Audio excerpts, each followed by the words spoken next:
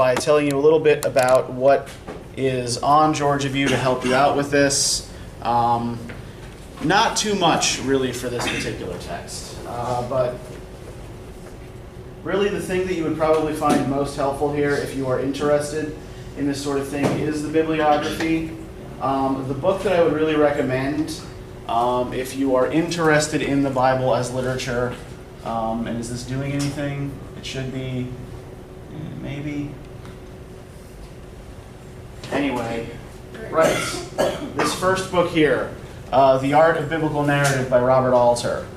This is the same guy who did the translations that you find in the anthology, and Alter does a really sort of interesting and respectful job of treating the text as a literary narrative, just sort of picking out the literary devices that are most common in the what Christians call the Old Testament and what is also called the Hebrew Bible, right? Okay, so we also have, this is so slow today.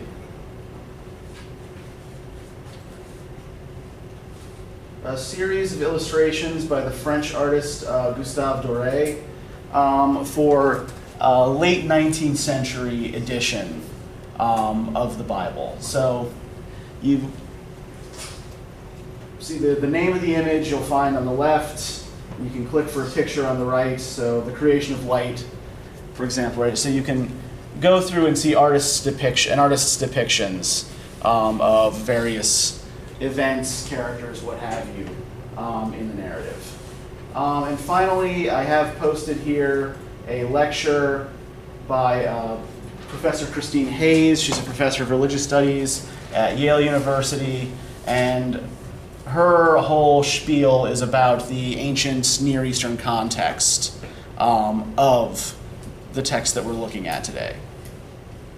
So, with that, before I get started talking about this, does anybody have any questions? Anything in particular you would like to ask about what you read for today, or anything at all?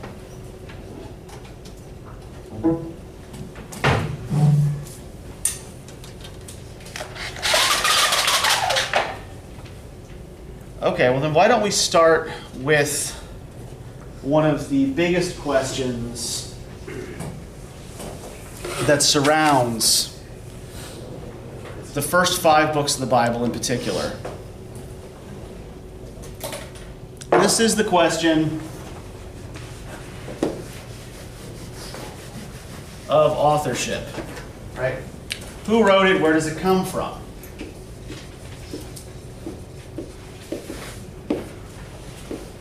Now, traditionally, who is believed to have written the first 5 books of the Bible? Not directly. Who is this usually attributed to? No, not Abraham. Actually, usually, traditionally, the authorship of the first 5 books was attributed to Moses. Right? This is why they're also often called the books of Moses. Now, they are also sort of centered on the deeds and character of Moses. But yeah, traditionally, authorship was ascribed to Moses. Now, this is actually a fairly late tradition, believe it or not. This is a tradition that first arises among medieval Jews and then spreads into Christian communities in Europe. But even as the idea that Moses was the author was spreading, there were a few people who had some qualms about this and were asking some questions about it. For example, if Moses is the author, why is everything in third person? Why does he narrate his own death scene?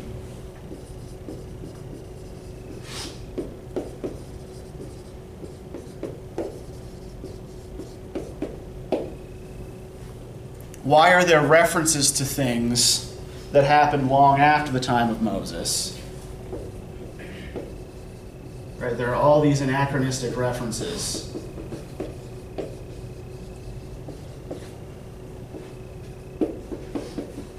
the phrase "to this day" recurs when describing the origin of a particular practice, which suggests, that this was written much later than the events that it describes. And one of the biggest issues that people noticed was that there are often contradictory accounts of the same events.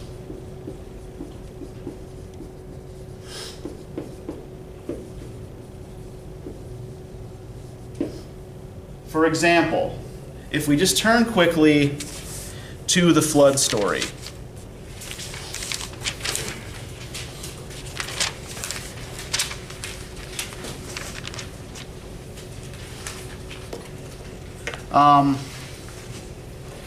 How many animals, or how many pairs of each animal does God tell Noah to put on the ark? Of every clean animal, take 7 pairs, and then of every animal after that, take 2 pairs. Sort of. He actually kind of tells Moses both things, right? First he says, take 2 of every kind of animal, right? And then a little further down, right, we start with, where is it? From all that lives, from all flesh, 2 of each thing you shall bring to the ark to keep alive with you, male and female they shall be.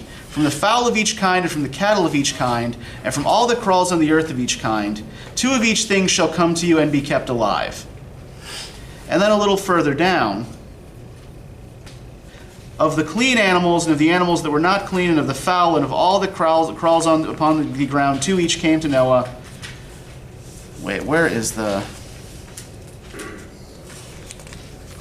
All right, I'm dealing with a different... I forgot my actual edition. Can I look at yours for a second, Deontay? I'm looking at a different... I can't find what I'm looking for. Thanks. Okay. So, right. Page 100. No? It starts at like At the 7th bottom. page. Yeah, thank you. Page 99, right.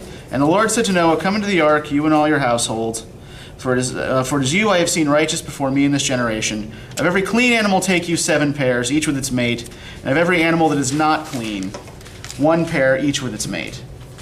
So just above this he has said, take 2 of every kind, and now he has said, take 7 of certain kinds and 1 of other kinds. So what we have here is evidence of 2 different accounts of the same event woven together, right, into a single story. This is not the only place where we see this. There are 2 versions of the covenant with Abraham. There are 2 versions of the 10 Commandments, right, that are slightly different from each other. So when people started having doubts about these things in the Middle Ages, mostly they were told to keep quiet if they knew what was good for them. Won't be burned on the stake for heresy. Yeah, it was a distinct possibility. So at the end of the 19th century, beginning of the 20th century, is sort of when people start exploring these issues in earnest. The guy who is the major figure in this branch of study was a German scholar by the name of Julius Wellhausen. And Wellhausen set the paradigm for the way scholars do biblical textual studies today. Wellhausen came up with what he called the documentary hypothesis.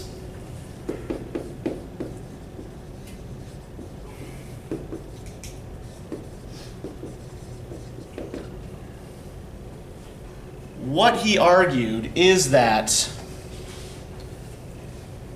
the first 5 books of the Bible, as we have received them today, as we know them today, are written by at least 4 different people.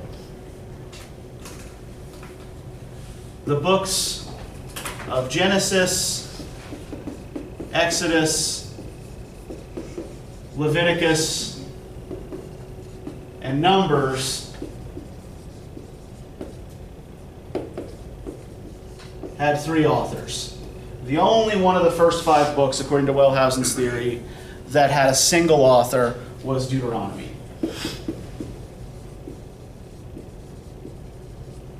Which is also far and away the shortest.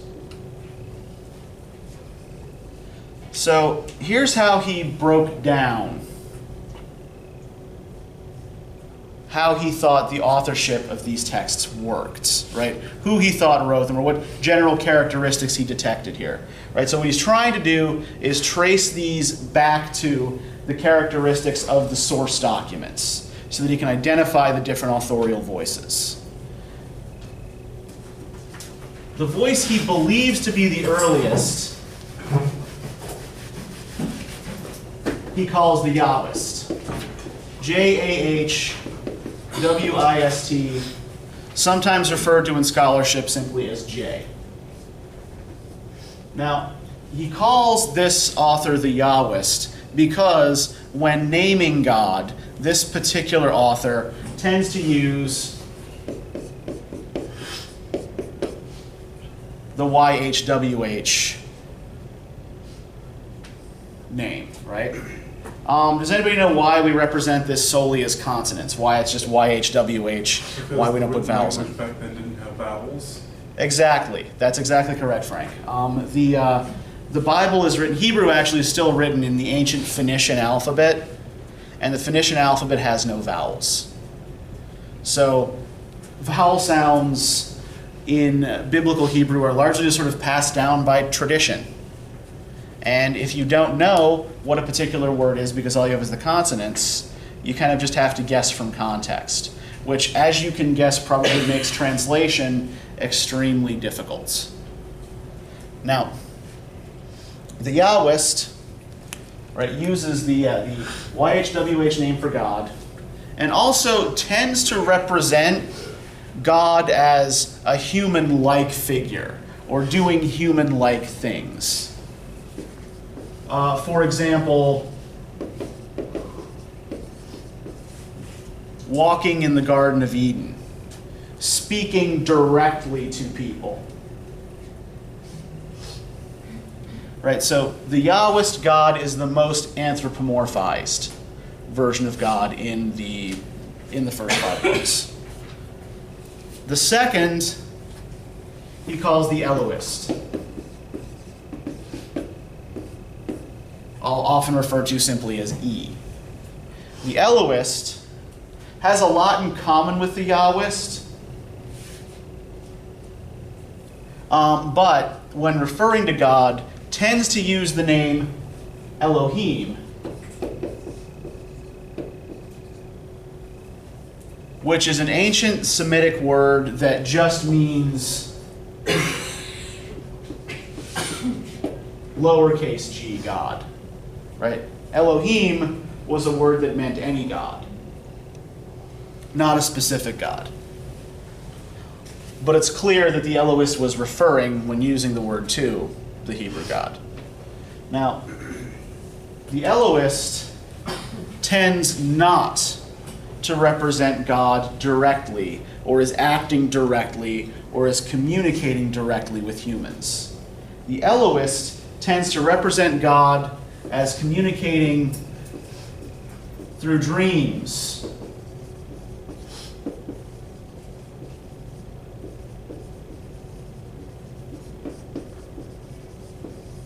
or through angelic messengers.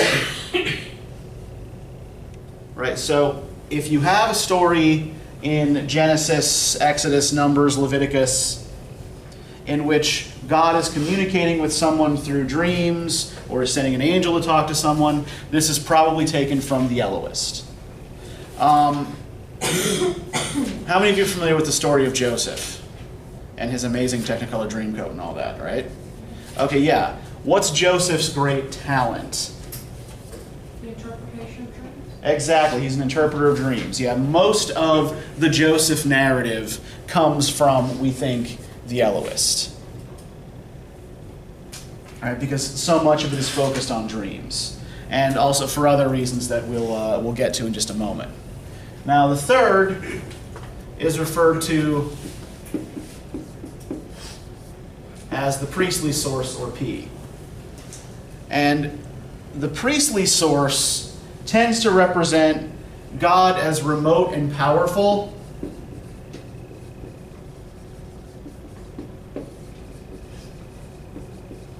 making rules, giving laws, not quite so human-like, much more distant, and tends to use the Hebrew word Adonai, or Lord, to describe God. Adonai.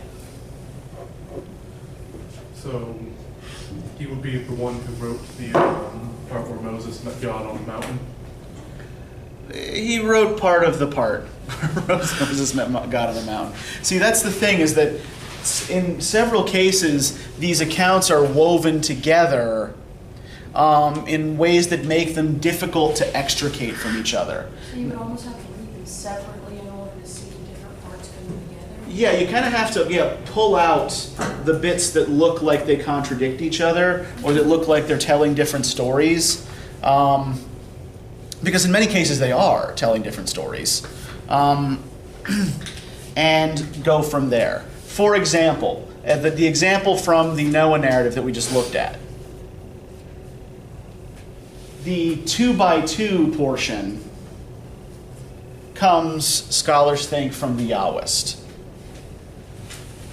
Right? There's no differentiation there between clean and unclean animals. Right? Does anybody know what they mean here by clean and unclean animals, by the way? Swine was considered like unclean because, like, if eaten improperly, taken care of, could get sick. So to prevent from getting sick, they had unclean food. Yeah, well, basically a clean animal is one you can eat, right?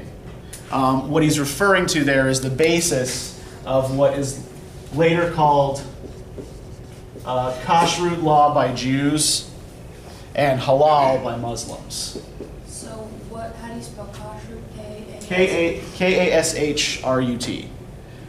And yeah, this is a whole set of sort of ritual law that governs what you are allowed to eat, what you are not allowed to eat, and the ways in which an animal must be slaughtered and prepared in order to make it safe to eat, or to make it okay for you to eat.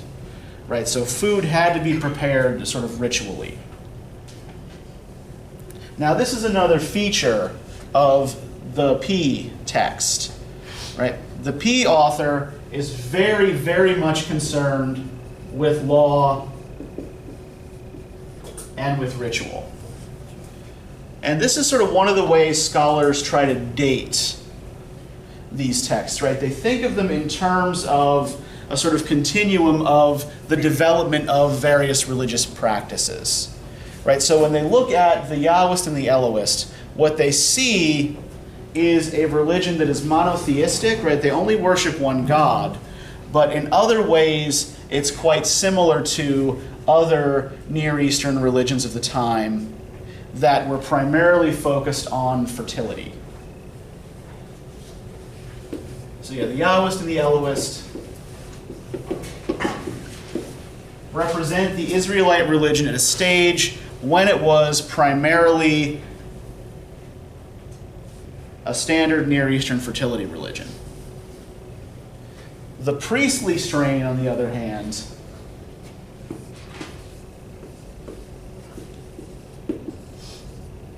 represents a sort of organized state religion.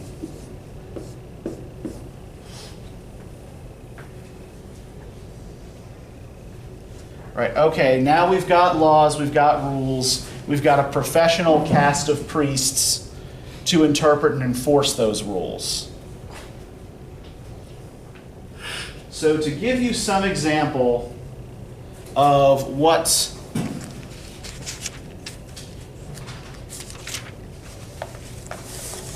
the differences are between, say, the concerns of the priestly author and the concerns of the Yahwist, right? Turn to the very beginning of Genesis 1, chapter 1.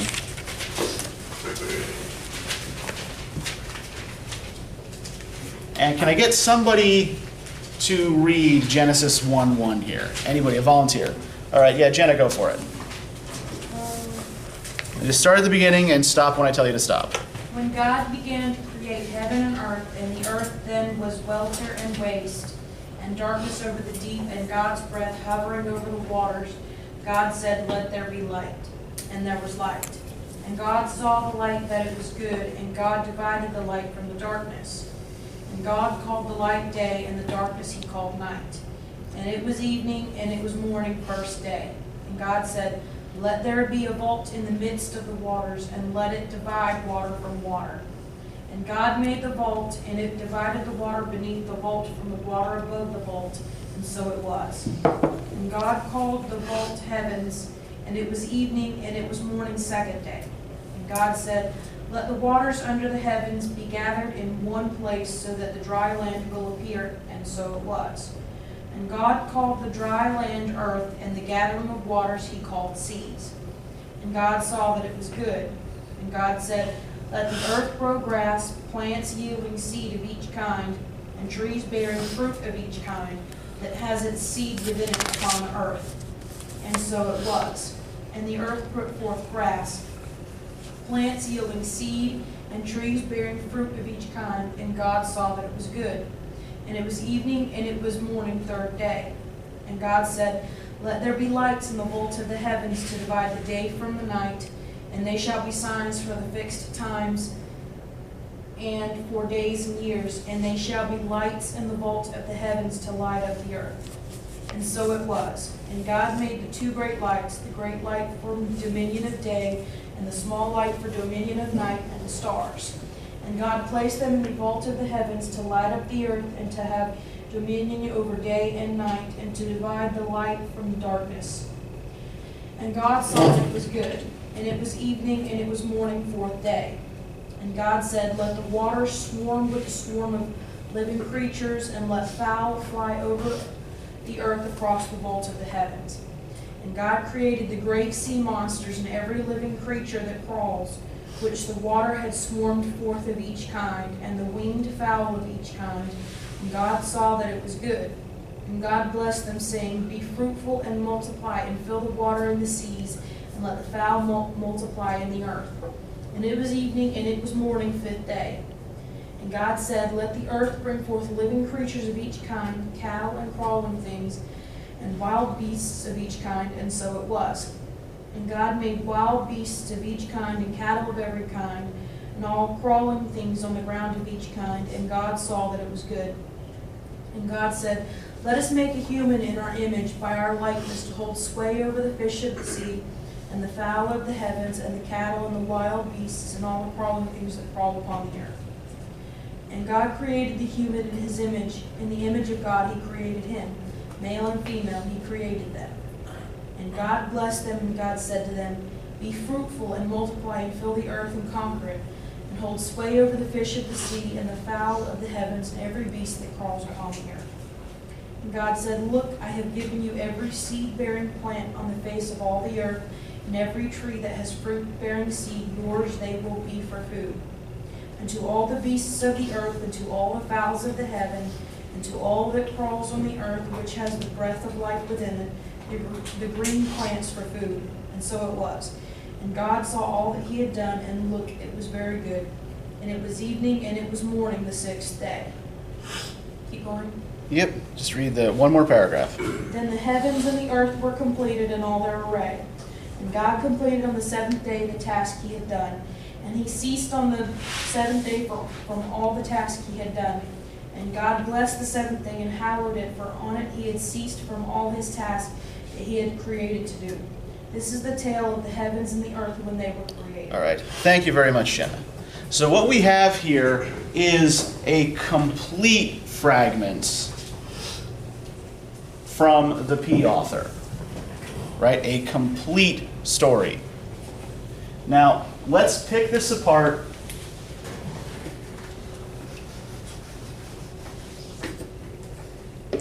and see what we can get out of it. First, how is this structured? Yeah, Jalen. Okay, so 1 through 6, like I Yeah, days 1, 2, 3, 4, 5, 6, 7, right? So very, very organized, orderly structure, right?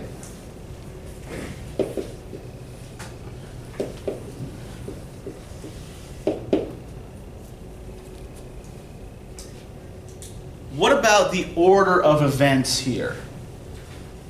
What happens first? What's created first? The difference between the heaven and the earth, the sky and the ocean. Okay. Light and darkness. Sky and ocean, light and darkness. Keep going.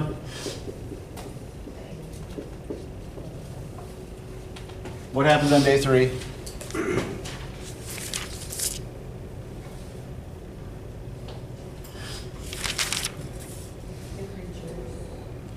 Okay. Creatures.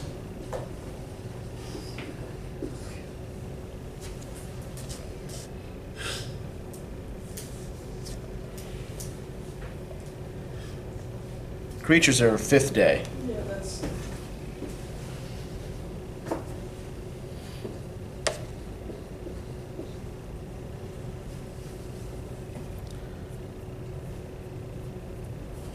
He formed the land after light and darkness, didn't he? Let's see. First day, Yeah, it was land. called the light day, and the Light darkness he seas. called night. Yep. So yeah. Day and night, day 1.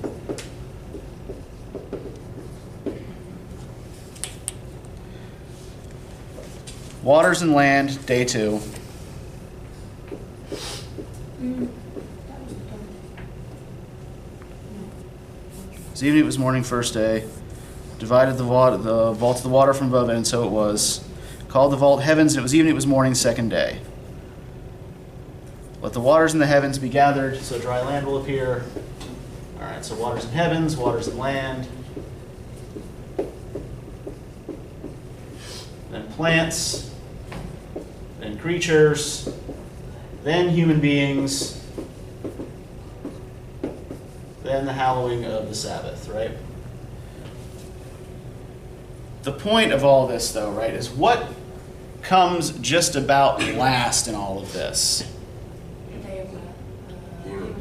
Yeah, human beings come along very, very late in the cycle, right?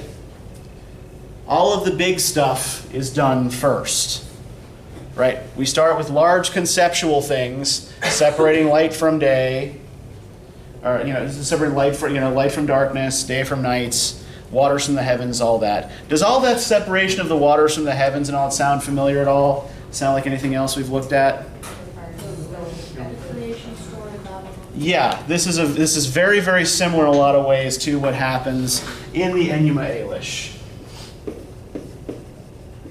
Right, where Marduk imposes order by carving up Tiamat's corpse and making the universe out of it, right? Now here, there is no corpse to carve up, but what is there at the very beginning of all things? What exists alongside God at the very beginning? What else is there? The waters, exactly. And Tiamat was a water beast, right? In a lot of ancient Mediterranean, particularly, belief systems, there is a myth in which a sky god kills a water demon. And there are traces, if you look at some of the oldest books of the Hebrew Bible, the oldest parts of the book of Isaiah, for example, there are traces of an impossibly ancient myth in which Yahweh kills a beast called Leviathan, which is similar to, we think, Marduk's killing of Tiamat. Right? There's, in Greek myth, Zeus kills a monster called Typhon. In Canaanite mythology, the god Baal destroys a sea beast called Yam. Right? This is all over this region. But what we have here, right, is a very, very orderly process. And how does God accomplish all of this? What does he do to make all of this come into being? Yeah. He speaks and it happens, right? This is all accomplished through speech.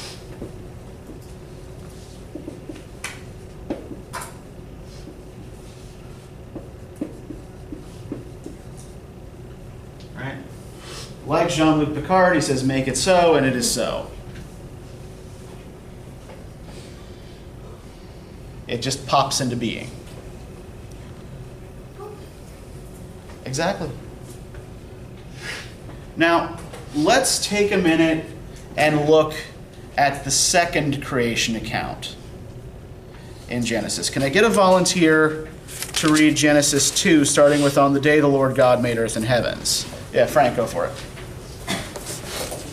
Then the heavens and the earth were complete, and all their... Next paragraph. On the day the Lord God made the earth and heavens, no shrub of the field being yet on the earth, and no plant of the field yet sprouted. For the Lord God had not caused rain to fall on the earth, and there was no humans to till the soil. And wetness would well from the earth to water the surface of the soil. Then the Lord God fashioned the humus from the soil, and blew into his nostrils the breath of life. And the human became a living creature. And the Lord God planted a garden in Eden, to the east, and he placed the humans he had fashioned. And the Lord God caused to sprout from the soil every tree lovely to look at, and good for food. And the tree of life was in the midst of the garden, and the tree of knowledge, good and evil. Now a river runs out of Eden to water the garden, and from there splits off into 4 streams. The name of the first is Pishon, the one that winds to the whole land of Havilah. Yep. where there is gold.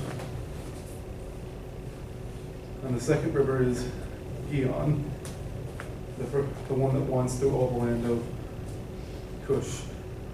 And name the third river Tigris, the one that goes east of Asher. And the fourth river is Euphrates. And the Lord God took the human and set him down in the Garden of Eden to till it and watch it. And the Lord God commanded the human, saying, from every fruit in the garden you may surely eat, but from the tree of knowledge, good and evil, you shall not eat, for on the day you eat it, you are doomed to die.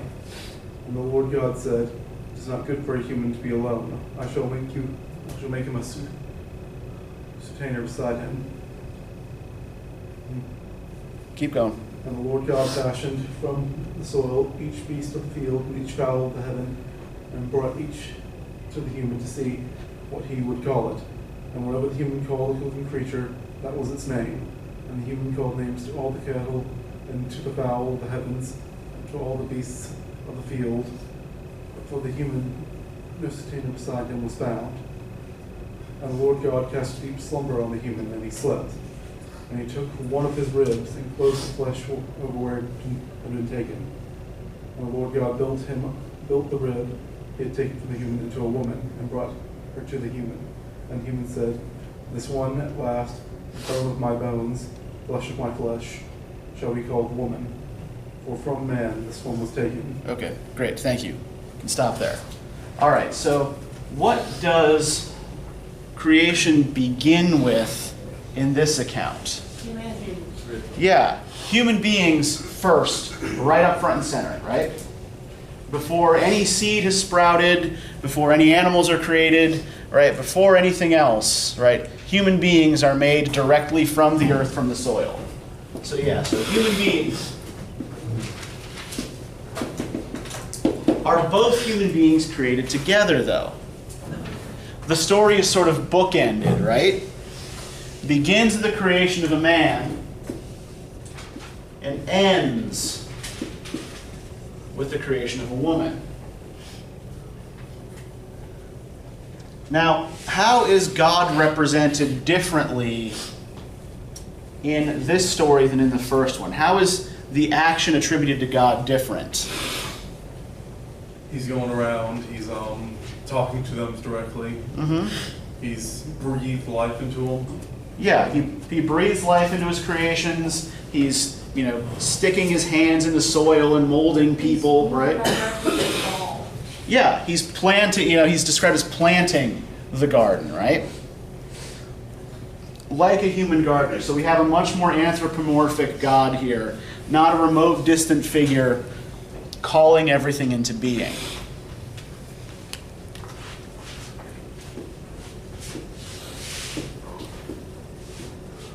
Now, there's another thing to note here. Why all these names of rivers and kingdoms and whatnot? What does this do that the first narrative doesn't? It gives you an area. Yeah, I mean, it situates this in a real existing world, right? Rather than sort of out in the primordial waters. This also reflects to some extent, like look, by and large, what the first 5 books of the Bible are is the sort of prehistory of the Israelite people.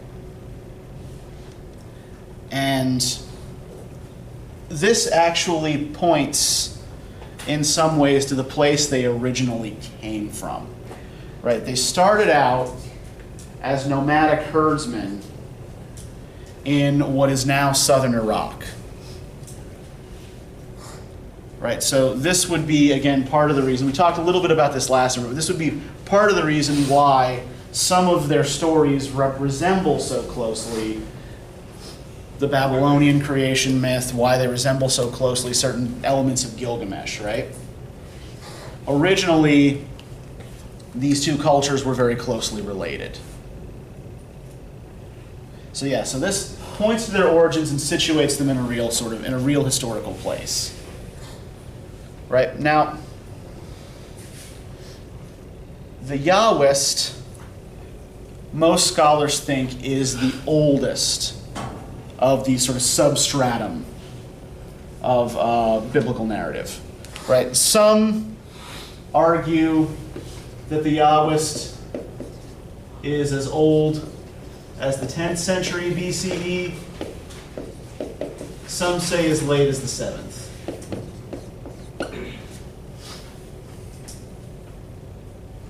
The Elohist is usually dated to the 8th century BCE.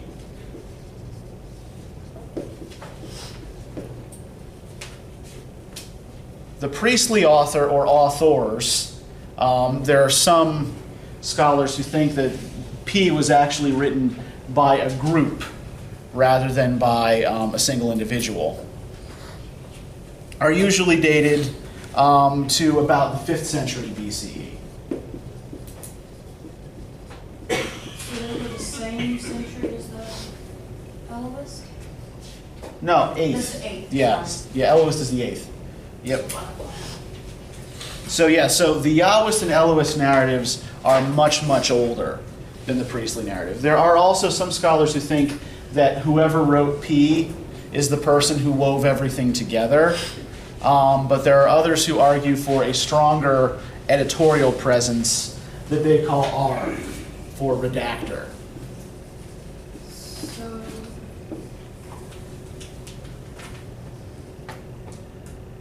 Someone was formulating a question or starting to formulate a question.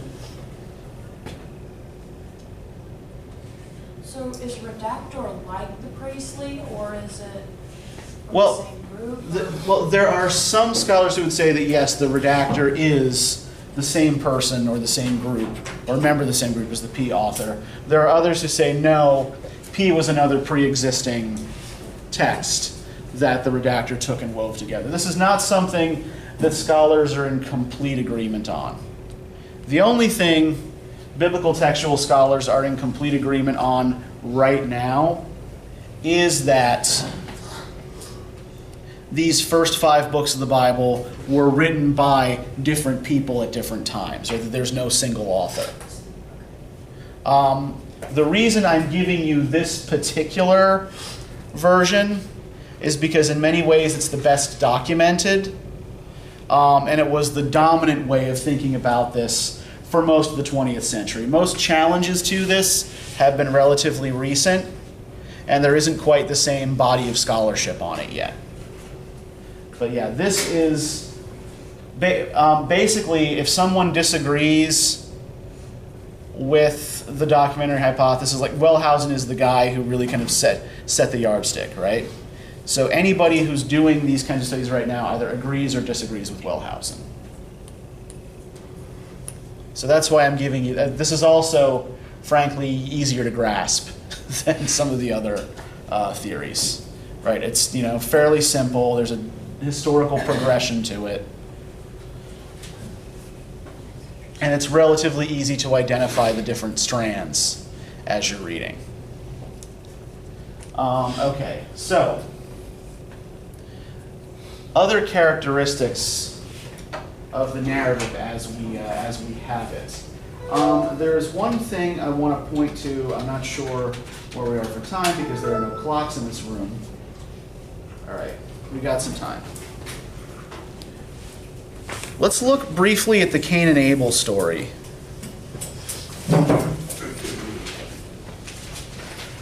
Can somebody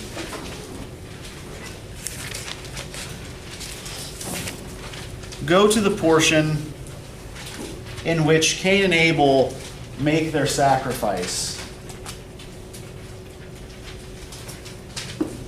and read that for us, please?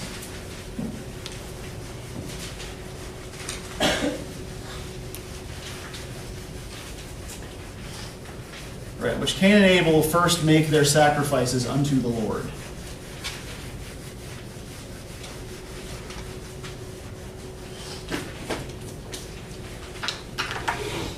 You want me to start with that paragraph, or? Yeah, start with that paragraph. Because, it starts on like 97. Oh, okay.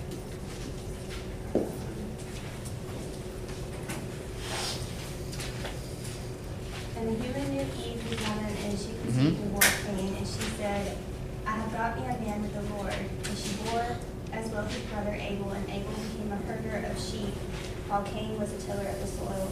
And it happened in the course of time that Cain brought from the fruit of the soil an offering to the Lord. And Abel too had brought the choice firstlings of his flock. And the Lord regarded Abel and his offering, but he did not regard Cain and his offering. And Cain was very incensed, and his face fell. And the Lord said to Cain, why are you incensed, and why is your face fallen?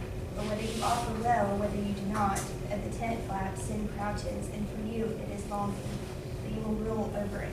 Okay, thank you very much, Sarah. Okay, so what's odd about this story, right? We have these two brothers, and what does Cain do for a living? Yeah, he's a farmer. And Abel does what? Shepherd. He's a shepherd, yep. They each make their sacrifice. Abel's is acceptable to God. Cain's is not.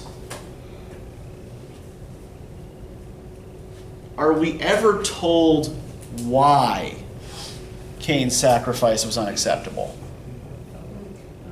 It kind of hints toward, like, because God sees, like, that he's trying to resist sin, like, sin is easy for him, maybe? Yeah, there's this cryptic little poem, right? Yeah. But we don't see any sign of Cain actually being angry until after his sacrifice is refused, right? It's like, what the hell? Yeah.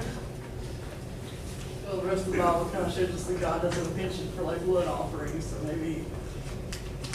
Okay, there is the fact, right, that one of these is an offering of, and it is an animal sacrifice, an offering of blood. And the other is an offering of plants. So I spent, all this time growing these out of the soil here. Yeah, I mean, when it comes down to it, what is harder work, farming or herding? Farming is way harder, right? Herding you can do if you have a little crook and a decent dog, right? Just to keep the animals from straying. Farming requires actually digging into the earth, right? Especially, considering what the level of technology would probably be for these people, right? Farming, not so easy. But what else, what might be offensive about farming? Maybe it's like a hunter-gatherer kind of thing, and gatherers are kind of like second class to hunter. Maybe, although, he's not gathering. I mean, he's growing things himself. Yeah, go ahead, Ty. Maybe it's like, because he's getting up guys Yeah, so something about violation of the earth through the act of plowing and digging. Yeah, I mean that's certainly one way people have read this particular story, that Cain is a violator of the earth. Yeah.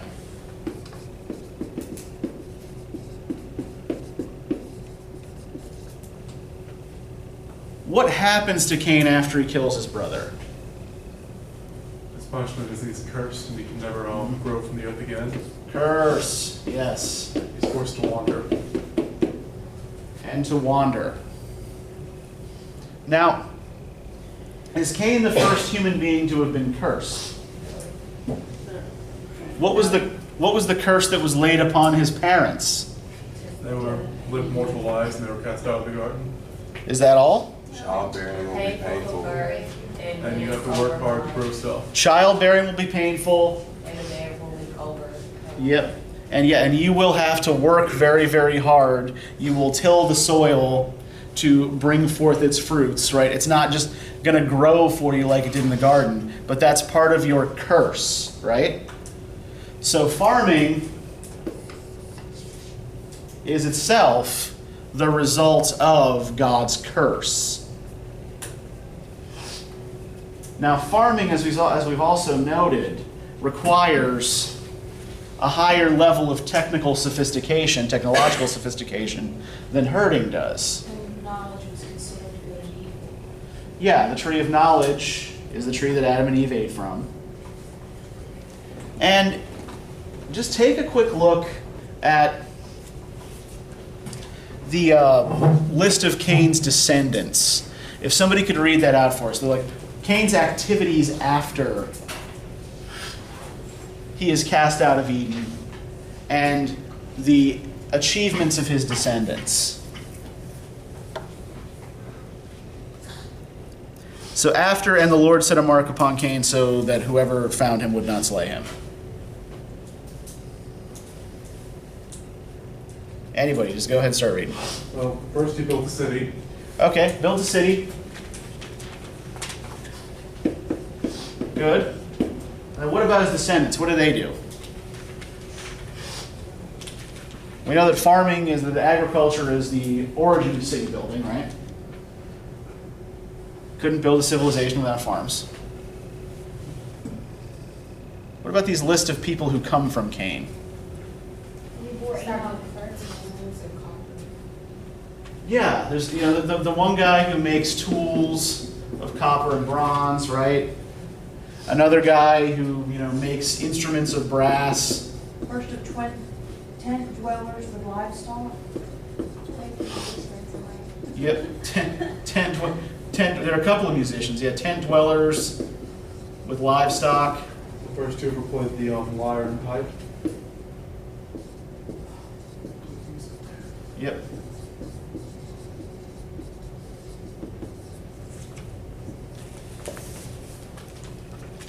So what do all of these things have in common? Making tents, building cities, making tools, making musical instruments. Yeah, and what kind of knowledge specifically?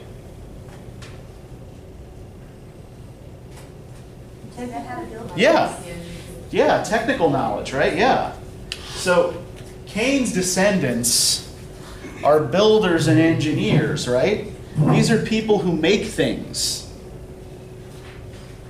These are builders of devices, builders of conveniences and entertainments, builders of civilization, in fact. Right? They have great technical know-how.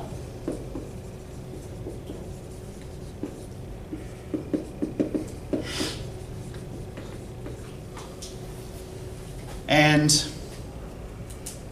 I promise you this is going somewhere. When we look at the story of the Tower of Babel, what is it that they're punished, that the people are punished for? Trying to build a tower into heaven.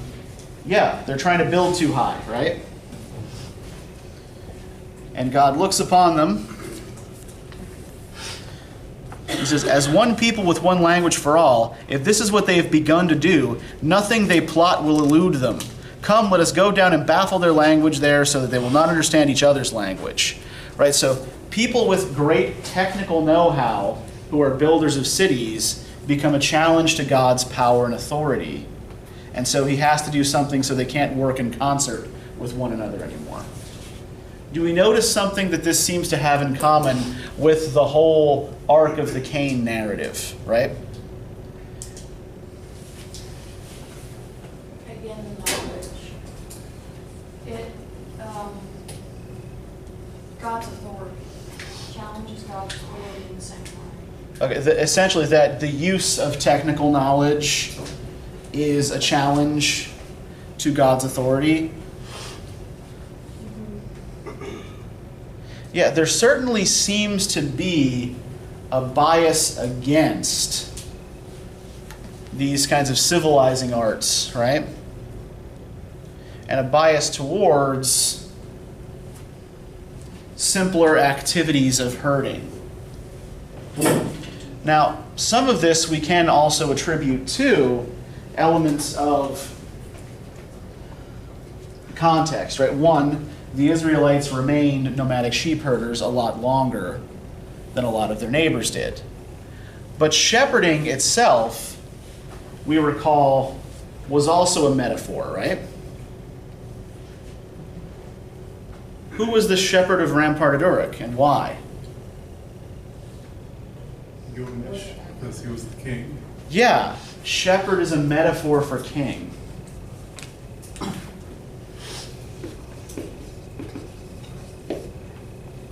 Yeah, Gilgamesh was the shepherd of Rampart Uruk.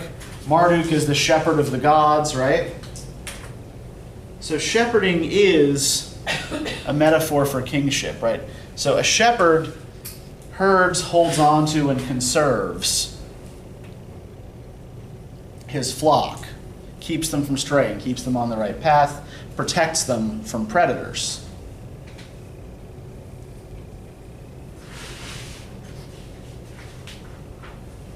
An engineer, a city builder, these are not activities that we tend to think of as sinful, right?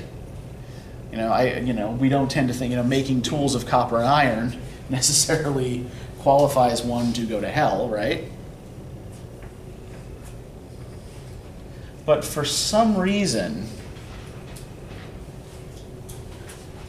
this is undermined, is not valid. Yes, Savannah? Abel's kind of like Enkidu? Yeah. Okay. In a sense, and Enkidu also dies in the epic as well, and that's when Gilgamesh goes off on his thing. Same thing with Cain, he goes off on his building civilizations as well. I kind of feel like that's the same thing. Yeah, I think, it's funny, like, even thinking about the context here, I'd never really thought about that, but yeah, you're right. I think you're onto something there, that there is, if the two stories aren't directly related, there's a similar pattern, right? Now, the other thing to remember, too, about Enkidu, right? Where does he come from? The wilderness, yeah. He's an innocent man of the steppes, right? An innocent sort of beast man of the steppes before Gilgamesh corrupts him. And yeah, I think that, we do see a similar sense of the corrupting influence or potential corrupting influence of civilization on an innocent in the Epic of Gilgamesh. Yeah, that's a really good catch. And yeah, I think it is also important here that, one of them has to die. And it's the one that's comparatively innocent. Now, the other thing that this means is that Abel is essentially, at least, from a genetic standpoint, a dead end, right? No children, no line, but he does have this brother Seth, right? Whose descendants do not appear, by and large, to be as distinguished as kings. They don't do as much, right? But are favored by the Lord anyway. was noticing something else. We talked about binary opposition. Uh-huh. Could it be that it's complexity versus simplicity too? Yeah, I think that, yeah, there's definitely a binary there. Absolutely. Yeah, that Cain's descendants. They create complex, more things Mhm. that could help them. Whereas it seems that God favors simplicity over complexity.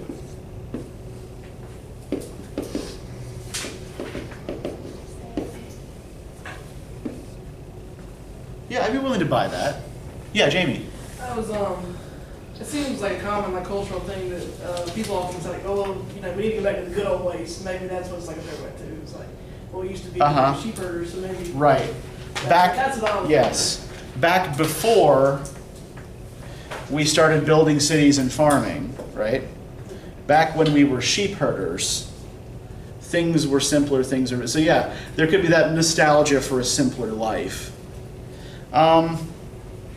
But this also plays into another larger narrative theme we see throughout most of the book of Genesis in particular, though we see it to an extent in Exodus, Leviticus, Numbers as well. Who in a traditional primogeniture system is supposed to inherit the father's estate? The oldest. Yep. It's supposed to go to the oldest son, right? The firstborn son is supposed to inherit. Cain kills his brother and is cursed, and is then passed over for an even younger brother. This is a pattern that we're going to see again and again in various stories out of Genesis, right? We'll see it in the Isaac and Ishmael story. We'll see it in the Jacob and Esau story. We'll be looking, at both of those at least a little bit next time. The younger brother, for whatever reason, always seems to be favored over the elder.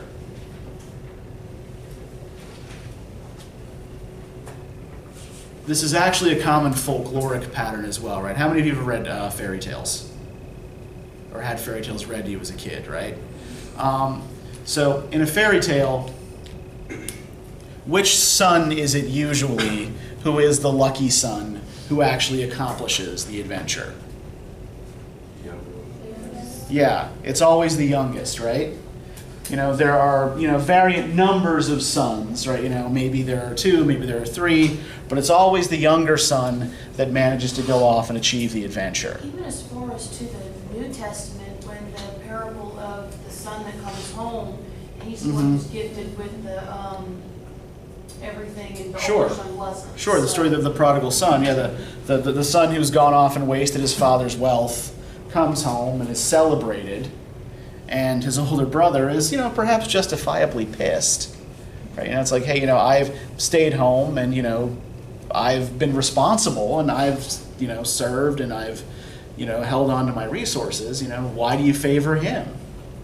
And yet it is, again, part of this larger pattern of favoring the younger son. Is there a theory for why that is?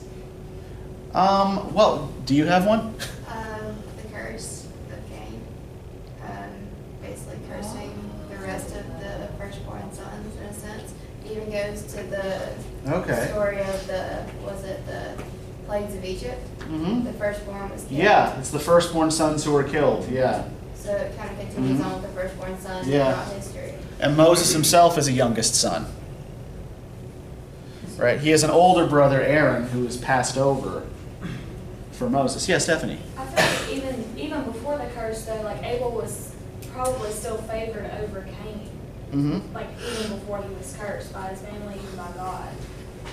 Yeah, well, so I feel like he would have lost out either way. Yeah, just because even Abel was younger, they favored him more.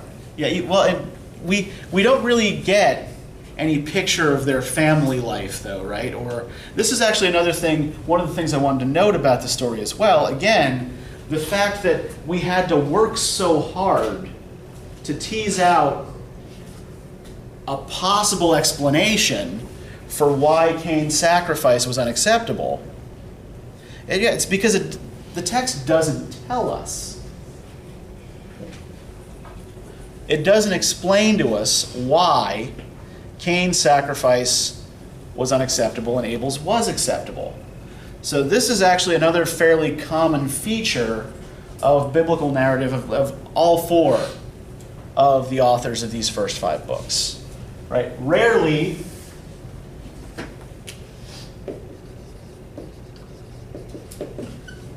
do you see a motive attached to anyone's actions. At the very least, no outside narrative voice ever enters and explains a motive. And much of the action that we do see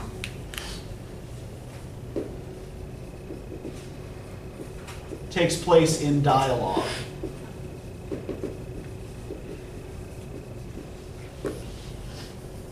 And the dialogue is often cryptic, right? Like the example we have here, Cain makes a sacrifice, God ignores it, and he's like, what the hell? And God gives him this cryptic non-explanation.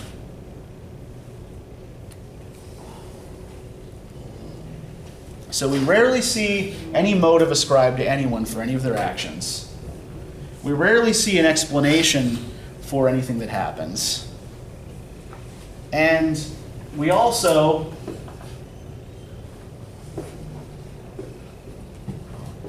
don't really see any complex character psychology in these texts. We have no real sense of most of these characters' inner lives, right? Does a character like Cain come to life for us in the same way that a character like Gilgamesh or Enkidu does? Because Gilgamesh and Enkidu are given some sense of an inner life. Right? We know, for example, that Enkidu is anguished over the fact that he knows he has to die. Gilgamesh suffers anguish over the fact that his friend has died. We get a sense of their feelings, their emotions, their emotional states, their psychology. The biblical authors typically don't give us this. Now, the other thing that it's important to point out in relation to other ancient Near Eastern texts, how else is this different, just in form, from something like Gilgamesh or from the Enuma Elish? It's got a lot of repetition. It just kind of gets to the point. There's only one God, one big God. There's not several of them for them to like the waters or. Yeah, there's one God of everything, who is not part of some larger pantheon. What else? If we just look at just the way it's written, just the way it looks on the page. It's in chapter and verse. Yeah, chapter and verse, right? It's prose.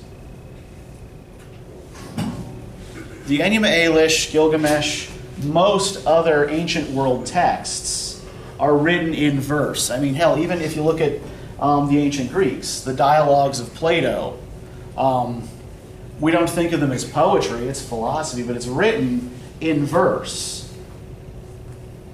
Aristotle's philosophy, it's written in verse. The ancient Hebrews were about the only people in the ancient world who wrote in prose. Now, there are a number of theories as to why this is so.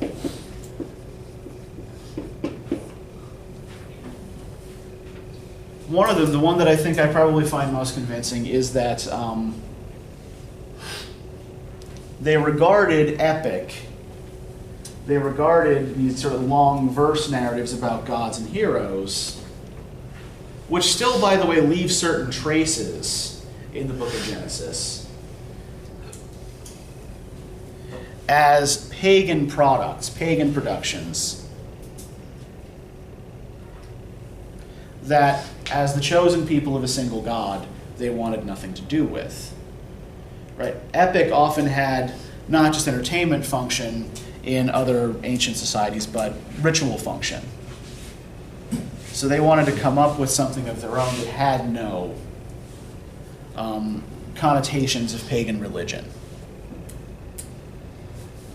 Now, as I said, though, there are still traces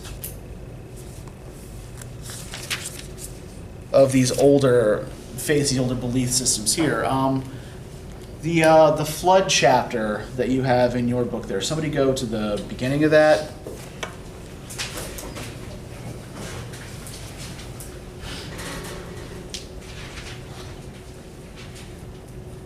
And if somebody could just read the first 2 paragraphs of Genesis 6. And it happened as humankind began to multiply over the earth, and daughters were born to them, that the sons of God saw that the daughters of man were comely, and they took themselves wives howsoever they chose. And the Lord said, My breath shall not abide in the human forever, for he is but flesh. Let his days be 120 years. The Nephilim were then on the earth, and afterward as well, the sons of God having come to bed with the daughters of man who bore them children. They are the heroes of yore, the men of renown. All right, these Nephilim, these heroes of yore, these men of renown, what are they? Super beings. Super beings. Fallen angels. Yeah. Angels come down from heaven, mate with human women, and they produce these Nephilim, right, who were the heroes of old, the men of renown. So again, what are they? Yeah, they're demigods. Right, this is an explanation of figures like Gilgamesh, right, figures like Heracles. These great superhuman heroes, right, who the ancient Israelites still remember from past myth, that still end up making their way into the Genesis narrative, just in this sort of very oblique way, right? So what they're doing here is representing the demigod as a different sort of thing than, say, would be the case in a Sumerian myth or a Greek myth or a Roman myth, right? What is the Nephilim? What is a demigod the result of in this narrative? Fallen angel and human woman. Yeah, so it's a thing that should not be, right? The sons of the heavens aren't supposed to come down and mate with the daughters of earth. So God sets a fixed term on, like, okay, this is how long the products of these unions can live. That's it, no longer. That's all they get. So these 1/3 human, 2/3 divine folk, right, play only a very minor part here. But the reason I point this out is, again, just to show you that this isn't always as far off from its Near Eastern context as it seems to want to be. Right? That there are still these traces of older myth that we find here that are just sort of floating around in the cultural ether. Okay, so we are about out of time. I have some reading questions for you for next time. I want to thank everybody for being patient today. You know, I know that, you know, some of this stuff can be a little bit tricky emotionally, so.